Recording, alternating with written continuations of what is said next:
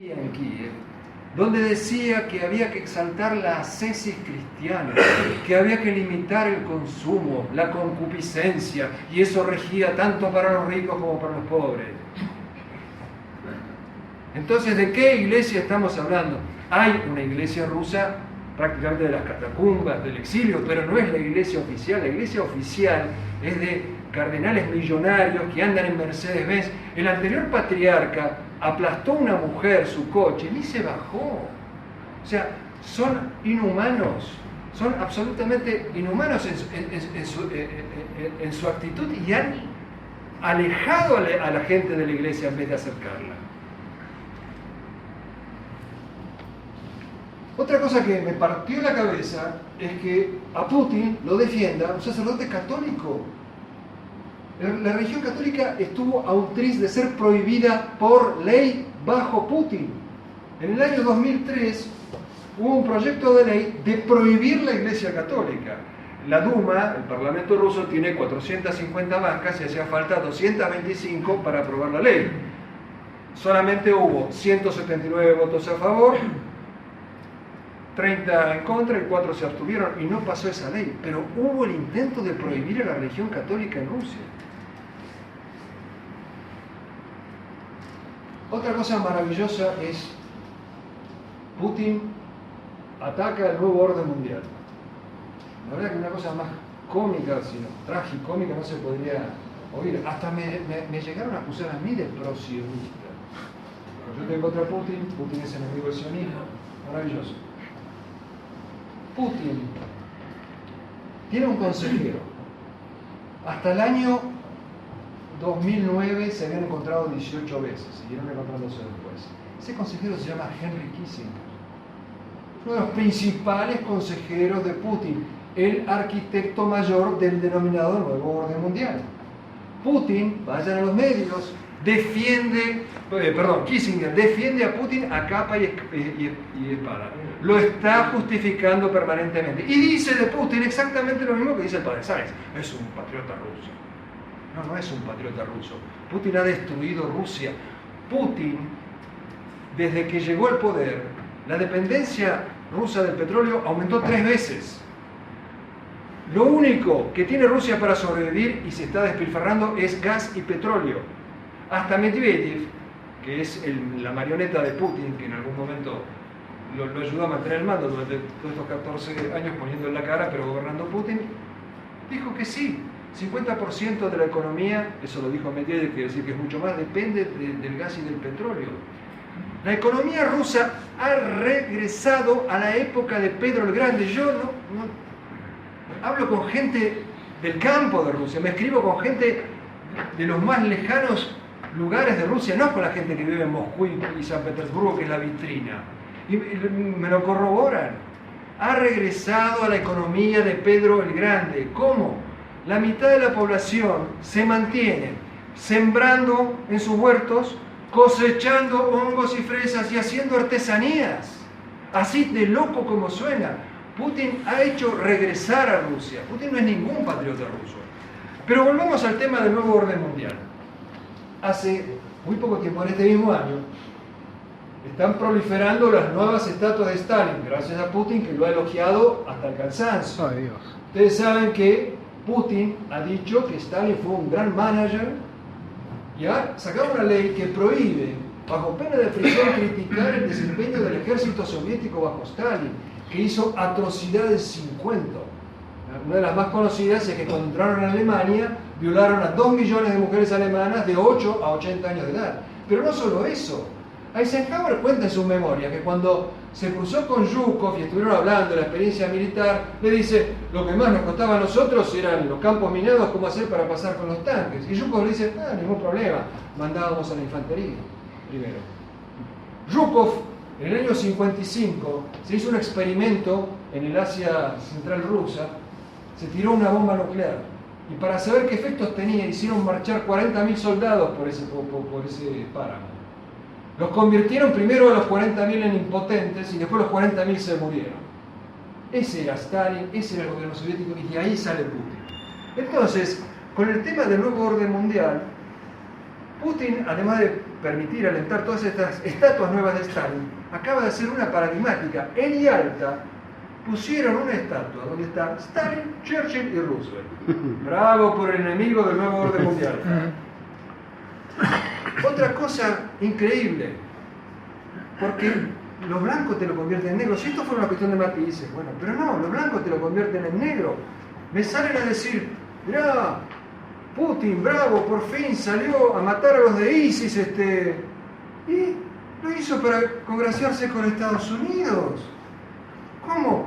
Eso es un demostrador de que el tipo está contra el nuevo orden mundial. ¿Saben cuándo lo hizo? Días después de que Kissinger, elogiándolo una vez más, dijo, ahora contra ISIS hay que ir con todas las fuerzas del mundo. Lo dijo Kissinger. Y enseguida Putin salió a apoyar a Estados Unidos bombardeando a ISIS. Porque además, lamentablemente, hay muchas mentiras dando vueltas. Yo entiendo que mucha gente odia a Estados Unidos, tendrá su derecho, pero por lo menos manejémonos con la verdad. La gente que dice que Estados Unidos creó a ISIS, está mintiendo. ISIS es una ramificación de Al Qaeda, que después creció. Sí es cierto que Estados Unidos, y Europa también, y antes también, juegan con los diferentes grupos terroristas. Le da cuerda a uno, le da cuerda a otro, trata de que se equilibren entre ellos. Recordemos que Estados Unidos apoyó a Bin Laden en Afganistán. Ahora, eso sí, la torpeza de la política exterior de Estados Unidos es increíble porque siempre, indefectiblemente, los tipos a los que ellos apoyan en contra de un anterior aliado se les vuelven en contra. Como los sandinistas, cuando Estados Unidos voltea su moza, ponen a los sandinistas, bueno, conocemos la historia, apoyaron a Fidel Castro, apoyaron a Khomeini contra el Shah de Irán, siempre lo hicieron todo maravillosamente bien.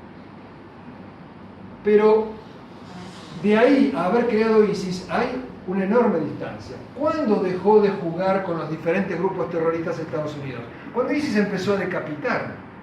Y ahí le declararon la guerra. Entonces, cuando ahora viene Putin a ayudarlos, no es solamente la supuesta, creo yo, orden o consejo de Kissinger. Hay que mirar más al fondo. Hablan del patriotismo de Putin y de su gobierno. Todo el gobierno de Putin tiene su plata afuera, como algunos patriotas de acá. No será en Seychelles, pero en algún lado estará. En Chile. Toda la gente de Putin tiene su plata afuera. Entonces, ¿qué hizo Estados Unidos y sus aliados europeos cuando Putin provocó la crisis de Ucrania? Le congelaron los bienes a todos estos jerarcas. Hay unas listas publicadas, les congelaron todos los bienes. Y además le impusieron sanciones. ¿Qué necesita Putin? Que le levanten las sanciones. Para que le levanten las sanciones necesita una salida donde no pierda el rostro en Ucrania, porque abandonar así Ucrania no, el tipo necesita de que de alguna manera le den una salida honorable. Entonces, para congraciarse con los Estados Unidos, hace esto de que va a atacar a ISIS. Y la otra cuestión realmente que también es increíble, la gente no lee. Putin es anti-Israel. ¿Ah, sí? No me digan. ¿De dónde lo sacaron eso? Estos pilotos rusos que están colaborando con Estados Unidos, ¿saben de dónde salen? De aeropuertos israelíes. ¿Saben dónde está el puesto de comando ruso aeronáutico? En Israel. Y está en línea directa permanentemente con el comando del ejército aeronáutico israelí. Pero además, ¿de dónde sacaron eso de que Putin es enemigo de Israel? Son amigos, son amigos, volvamos a lo mismo. Putin juega en varios pianos a la vez. Putin actúa muy de cerca con Siria y con Irán, y al mismo tiempo fortalece sus relaciones con Israel. Putin, desde que llegó al poder, fortaleció las relaciones con Israel, hasta el punto que hoy dicen, los que conocen el tema, está en los diarios israelitas, rusos, él tiene química con Netanyahu. Netanyahu tiene un cable especial con la Casa Blanca, encriptado, que no puede ser escuchado por nadie, uno solo, con la Casa Blanca. Y después tiene otro y nada más, 2 cables en total. El otro cable es con Putin, con quien ha hablado en el último año 5 veces. Putin ha construido el Museo Judío de la Tolerancia en Moscú. ¿Saben qué hizo Putin? Bueno, su sueldo al museo, de por vida, no el sueldo del mes. De ahí en más, todos los sueldos de Putin van a ese museo. ¿De dónde sacaron que Putin es enemigo de Israel? Putin ha aprobado la ley de que se construya el Museo del Holocausto en Moscú. Entonces, vemos que la gente que apoya a Putin vive enmarañada en un montón de mentiras porque no ha leído, porque le han engañado, porque le han vendido carne podrida y también porque, bueno, no hay peor ciego que el que no quiere ver. Ya termino. Bueno, para terminar, dos cositas. Hay muchas más iglesias en Rusia, sí, es cierto, pero ¿qué tipo de iglesia? Yo fui a la iglesia que cita el padre Sáenz, del Cristo Salvador. ¿Saben lo que han hecho al reconstruir esa iglesia? Debajo hicieron un centro comercial, donde hay teatros, baños, etc. Tiendas. ¿El Salvador qué dijo? No, ¿qué dijo? ¿Qué hizo? Sacó los latigazos a los mercaderes del templo. Habría que ver cada iglesia que se construye, por qué se construye, cómo se construye y cuánta gente hay adentro, más allá de que las paredes de una iglesia no significan espiritualidad, la espiritualidad es otra cosa. Pero el padre Mikhail Ardov, que es un experto en el tema, él dice que van decenas de personas, millones de personas son indiferentes a la religión en Rusia, por acción del gobierno comunista, pero también cuando hubo ese interés, cuando cayó el comunismo, el patriarcado de Moscú no estuvo a la altura, dice el padre Mikhail Ardov. Y entonces la gente se ha apartado, no va la gente a misa. Él da unas cifras. Ustedes saben que en Rusia se considera, bueno, estrictamente que el que no va un domingo, 3 domingos a misa ya deja de ser cristiano. Pero bueno, esa es una exageración probablemente, pero sí se considera que por lo menos una vez al año tiene que ir a la misa de Pascua.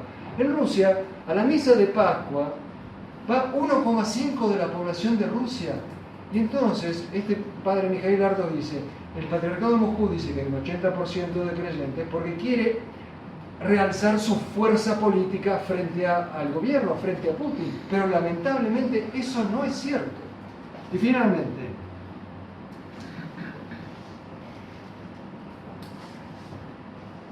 una cosa que tiene cierto paralelo con nuestro país.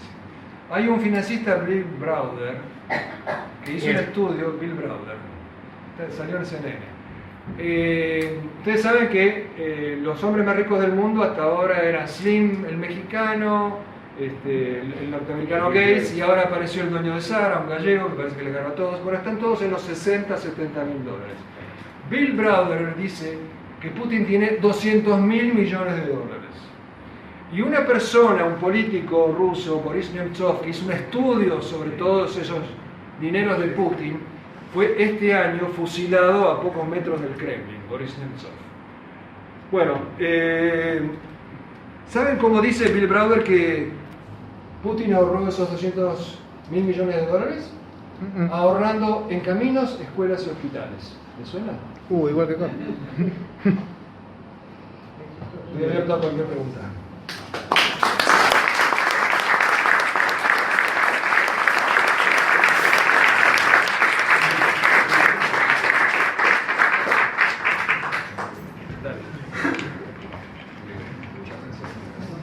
Agradezco, me parece interesante en la Argentina poder hablar de estos temas. Yo sigo mucho el tema Rusia, he escrito 2 libros sobre este respecto. Yo realmente no comparto casi ni el 95%, pero me parece muy interesante. La pregunta que yo le haría es la siguiente. Yo entiendo que hay una cuestión que no sé si se ha terminado de tratar, que es la cuestión de la continuidad política y jurídica del Estado. La KGB, que en realidad hoy no se llama más KGB, la FSB, es la sucesora de los aparatos de inteligencia y de seguridad del Estado, que son la clave de la política rusa de antes del comunismo. Mentira. Bueno, absolutamente. Bueno, déjenme terminar mi idea, aunque sea equivocada. Esto me hace pensar, además, que en su reivindicación parcial y relativa de Yeltsin, hay un punto que se escapa, que es que Putin fue elegido por Yeltsin o su entorno al menos como sucesor y que las alternativas posibles para reemplazar el liderazgo de Yeltsin estaban también surgiendo del sistema del aparato de inteligencia, de modo tal que en realidad Putin no es una figura inesperada, es inesperada la figura de él personalmente, pero no el hecho de que el aparato de inteligencia y de seguridad haya tomado el liderazgo de un país que estaba prácticamente devastado y que era la gente mejor calificada del país.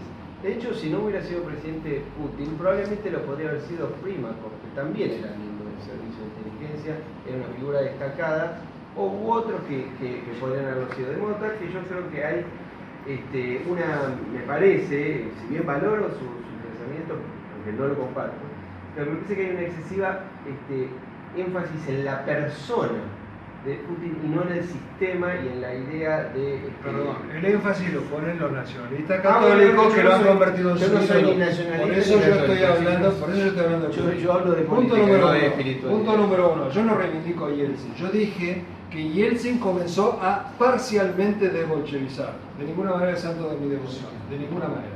Ahora, Putin, esto es un tema muy interesante. ¿De dónde salió Putin? Porque si Putin llegó al poder, rastreemos de dónde viene. ¿Qué era Putin?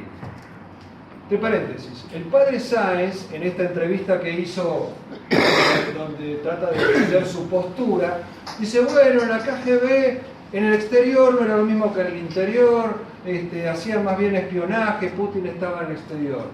Perdón, la KGB en el exterior ha hecho montones de asesinatos, era su especialidad. Mataron al líder de los ucranianos, Stepan Bandera.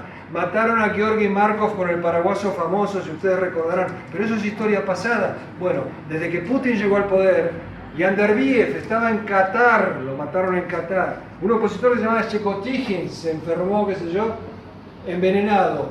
En el año 2004, la periodista Ana Politkovskaya, etcétera, etcétera, etcétera. Y hay un tipo que era del Stasi, Klaus Zuchol, que en Podrobnost, el 3 de agosto de 2015, cuenta que Putin, cuando estaba en Dresde, estaba muy interesado en los venenos que no dejan señales. Entonces, volvamos al tema de dónde apareció Putin. Putin era un oscuro agente de la KGB, asesino, muy probablemente, en Dresden, una ciudad de segunda importancia. ¿Cuál es su trayectoria? Putin, de ser un oscuro agente de la KGB, un matón, digamos, va a parar al entorno del alcalde de Leningrado, Sobchak, que era en ese momento el líder de la supuesta oposición democrática. Sobchak se tiene que exiliar y Putin aterriza directamente desde ahí a jefe de la KGB. Y de jefe de la KGB directamente Yeltsin, como bien dice usted, lo elige como sucesor sin las reglas de la Constitución, violando las reglas de la Constitución. Yo no creo en las conspiraciones, pero en el año 2013 salió este libro en Rusia que se llama La huella masónica de Putin. No creo en ninguna conspiración, pero que es absolutamente inexplicable cómo el tipo hizo ese salto de agente a primer ministro, es para pensar. Pero sí, vamos a darle a todos. Dos citas. Sí. La primera es de Charles Péguy. Péguy decía que el nacionalismo es al patriotismo lo que la superstición es a la religión. Es una cita de Péguy a la que yo veo con singular simpatía. Lo segundo, la NKVD primero, la KGB luego, desde su creación tenían un lema: la espada y el escudo del partido. En el aparato de inteligencia residía, y en especial después, durante y después del periodo de Stalin, el núcleo esencial del poder soviético. El núcleo esencial del poder soviético era el aparato de inteligencia. Y una de las artes más exquisitas que llegó a desarrollar la NKVD es la técnica del velo y del encubrimiento. Una de las más sutiles trampas del diablo es hacernos creer que no existe. cualquier argentino medianamente informado, al que se le pregunte si en la Argentina, en la vida política, en la vida económica, en la vida social, en la vida cultural, hubo injerencia externa a lo largo del siglo XX, va a nombrar sin dudarlo al Imperio Británico. Algunos aludirán al Imperio Norteamericano, pero casi ninguno va a hablar del Imperio Soviético. Sin embargo, esta referencia que vos hacés a la admiración de cierto nacionalismo por Putin, a mí me retrotrae a alguien, vos mencionaste a Nicolás II. Hubo un dirigente que decidió ceder el poder en función del derecho humano de su pueblo de no ser entregado a una sangrienta guerra civil. Ese dirigente se llamó Juan Domingo Perón. En 1955... No nos vayamos del tema. Pero no me estoy yendo del tema, porque la Unión Soviética tuvo que ver con el golpe del 55. Perón reconoció a la Unión Soviética. Sí, reconoció a la Unión Soviética, pero fue derrocado por una alianza británico-soviético-nacionalista en 1955. Para mí la palabra nacionalista no es peyorativa, porque depende siempre el contenido que se le ponga. Yo no le digo peyorativo tampoco. El nacionalismo yo lo considero nada más y nada menos como la definición de Yenta: amor exasperado a la patria cuando ésta está en peligro. Eso es el nacionalismo para mí. Sí, a ver, hay muchos jóvenes, hay mucha gente que le interesa el tema militar, geopolítico, económico, y que tiene acceso ciertamente limitado, hablemos normalmente investigado por internet.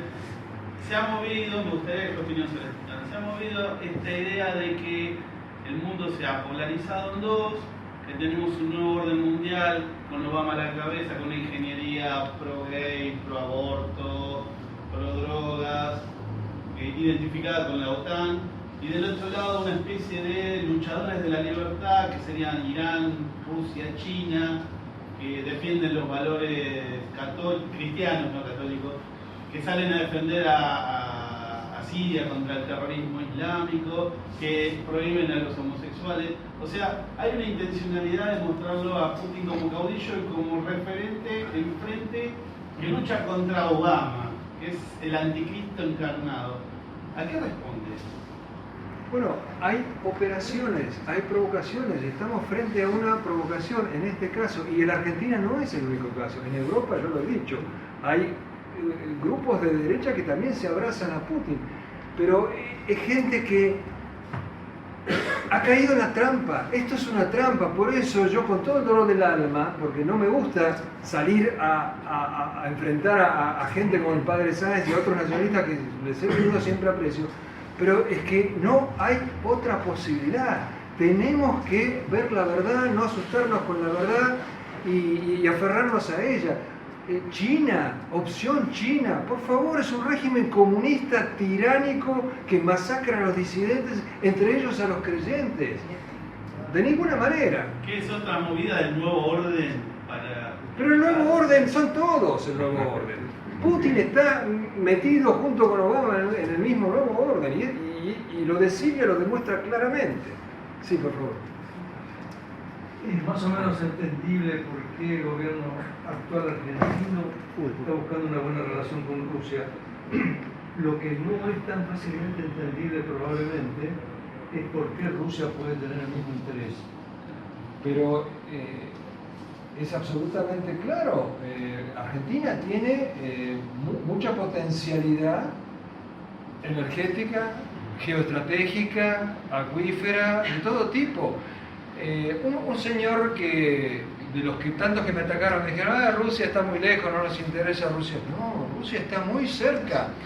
Argentina tiene la mayor comunidad rusa de Latinoamérica. Ojo, no me refiero a los viejos exiliados políticos como mi familia, no, los nuevos rusos recién llegados. Cristina le ofreció vaca muerta a Gazprom. Putin es aliado estratégico de Cristina. Los aliados estratégicos de Cristina son Irán, China, Venezuela y Putin. Sí, por favor. Nicolás hace una pregunta muy directa. El año pasado vino acá a Argentina, yo lo recibí, lo conozco del año 82, y quería saber tu opinión. Dugin. Alexander Dugin vino al CGT y dio unas conferencias en TLV1. Entonces quería aprovechar porque cuando yo lo conocí en el 82 era un hombre del PC, era un PC.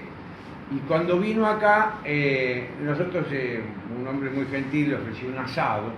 Y yo me quedé un poco chato, ¿no? Porque todos nosotros vamos a comer asado y como lo hacemos todos, vamos y nos sentamos y comemos. Casi nadie reza. Y el tipo se fue a un costado y se persignó no sé cuántas veces. Digo, se habrá convertido. Bueno, te quería pedir la opinión sobre Alexander Dugin, porque él dice que es asesor de Putin. Bueno, por empezar, Putin también supuestamente reza. Navidad y Pascua va a misa y hace la señal de la cruz. Varias veces. Después vuelve a su oficina y manda a matar gente. Por ejemplo, a Litvinenko, que era un exiliado, lo mató con polonio radioactivo. Y se hizo un estudio de cuánto costó la dosis de polonio radioactivo, $30 millones. O sea, rezar, lamentablemente, una vez más, son apariencias. Putin reza y después se pone la kipá y después se pone el fez. O sea, que rece no es ninguna garantía. No es ninguna garantía.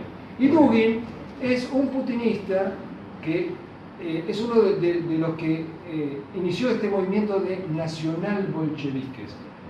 Que es lo peor, porque cuando el enemigo está claro, este es comunista, yo soy anticomunista, nos matamos a ver quién gana. Eso les fracasó, ¿no es cierto? Entonces ahora disfrazan la cosa. ¿Qué hizo Putin? Lo peor, en la gorra de los oficiales rusos está el águila bicéfala y la estrella de 5 puntas roja, que es como si en Israel pusieran la esvástica y la estrella de David en una misma gorra. Eso hizo Putin. Putin es el gran confundidor, el gran provocador. Y bueno, Dugin es uno de sus agentes. Gracias. Sí. Mira, yo te tengo un gran respeto, la verdad que he escuchado mucho de todas tus experiencias en Malvinas. Comparto mucho de lo que has hablado. Ha sido el televisor que ha convocado de alguna manera al padre Sáenz y a Olegnik, no. Me hubiera encantado que hubiera venido en ese momento. No me invitaste. No. Pero pensábamos que entender un poco más lo que había hablado el padre Sáenz y una postura de un argentino con origen ruso también, que hablaran del tema, nos desasnaba una serie de cuestiones que también, no digo como nacionalistas creíamos, sino porque hay una esperanza en el mundo de que como estamos entrando en una línea de pensamiento único, nos limita a poder ser nosotros, nuestra forma de identidad. Yo esto lo pregunto desde el punto de vista que, como siempre nos hemos volcado hacia los Estados Unidos, o los Estados Unidos han tenido influencia sobre nosotros, o los ingleses sobre nosotros. El mundo hoy anglosajón, que está regido por el gobierno único, que es ese estilo de gobierno, nos impone determinadas condiciones que nos deja a nosotros ser nosotros. Pero ¿qué te parece Putin? Donde hace frente, aunque por maquillaje, como sea, donde plantea determinadas cuestiones que para nosotros son como campanas. Retórica, relato, verso. Putin no le hace frente a nada. Pensando en también hablaba acá, que lo hemos creído mismo para el Tele1, el tema de que los gobiernos, los presidentes, se manejan con la pragmática. Es la practicidad o la retórica que se necesita en el momento para gobernar. Si yo fuera presidente acá, probablemente no me gustaría tratar con Israel o tratar con el templo masónico. Sin embargo, como presidente lo tendría que hacer. Tendría que hacerlo aunque no me guste, por la misma práctica y la realidad en la cual nos impone. Yo creo que en este aspecto Rusia está transitando una post-vida soviética. No puede darse una vuelta a la hoja en 70 años de historia, donde ha cimentado muy fuerte. Que haya un Putin que de repente diga ahora soy liberal es más difícil de entender, pero que un Putin diga que ha sido bautizado y que comulga o que participa en una parte espiritual, creo que hay un convencimiento un poquito más superior. Se me ocurre que hay algo diferente a un tipo que se acomode políticamente. Eso es lo que Vos una vez más estás citando palabras de Putin. Yo te voy a dar otras palabras de Putin. Dicho, acá está la cita, te la puedo acercar. 5 de abril del 2012. Con una kipá puesta en su testa, visitando a Berlázar, el mayor rabino de Rusia, dijo: el judaísmo sirve a la construcción de la futura Rusia. Son palabras. No creamos en palabras, veamos los hechos. Una vez más, agitas palabras. Y yo te puedo agitar otras palabras de Putin. Los hechos es que Putin no tiene nada que ver con la Rusia histórica y al contrario, ha dado marcha atrás en lo poco que se ha podido asomar la Rusia histórica en el momento del desbarajuste del 91. En Rusia, centenares de... ¿Qué? Cristiana sepultura de los Romanov. ¡Mentira! Llegaste tarde, mentira. Eso es una mentira. El que lo hizo fue Yeltsin. ¿Te das cuenta? Lamentablemente, el padre Sáenz, yo creo creer que es por su edad, se equivoca en muchas cosas fácticas. El padre Sáenz, en el reportaje que vos le hiciste, que fue muy condescendiente, por cierto, el padre Sáenz dice: hace 5 o 6 años fue el festejo del milenio de Rusia. No, fue hace 40 años. El padre Sáenz en ese reportaje dice: claro, porque el príncipe Vladimir de Rusia fue canonizado por la Iglesia Ortodoxa y también fue canonizado por la Iglesia Católica. No, el príncipe Vladimir fue anterior al cisma. El cisma fue en 1054. Es un santo común al catolicismo, a la ortodoxia, porque era antes del cisma. Entonces el padre Sáenz no puede ser una autoridad en el tema ruso. Yo creo que no se plantea él como una autoridad. Sí, sí, por supuesto. Ustedes lo plantean como una autoridad, además. No lo determinamos una autoridad. Mira, lo determinamos como... ¿vos leíste el libro sobre Rusia del padre Sáenz? ¿Lo leíste? No, Realmente, no, bueno, no lo leíste. Bueno, yo te aconsejo que lo leas. Yo lo leí, algunas sugerencias le hice para que corrigiera, no muchas. Por ejemplo, él dice que los rusos se emborrachan con kvass. Acá hay unos rusos. El kvass es una bebida sin alcohol. Digamos, es una pavada. Pero si vos agarrás el libro del padre Sáenz y lo lees, vos vas a ver que eso es una compilación. El padre Sáenz no hace investigación. Hace citas de 2 y 3 páginas y le pega citas de 2 y 3 páginas de autores extranjeros traducidos. Lee el libro. Sí, aunque no use internet. Aunque no use internet. Toda la vida. Oleg no. Creo, hace varios años, muchos años atrás, el Instituto Cultural Argentino-Ruso. Nada tiene que ver con la Casa de Rusia y nada tiene que ver con el mejor amigo de Oleg Mikhnov, que se llama Alejandro Muchanov, me acaba de escribir que él estaba enamorado del embajador ruso Astahov, sí, y que lo puso de presidente del Instituto Cultural Ruso, ex-Sarko. Escúchame, yo soy del exilio ruso y de la comunidad rusa. Nadie conoce otro instituto cultural que no sea eso. Si existe, existe en el papel entonces, porque no existe. Pero la Casa de Rusia se... Bueno.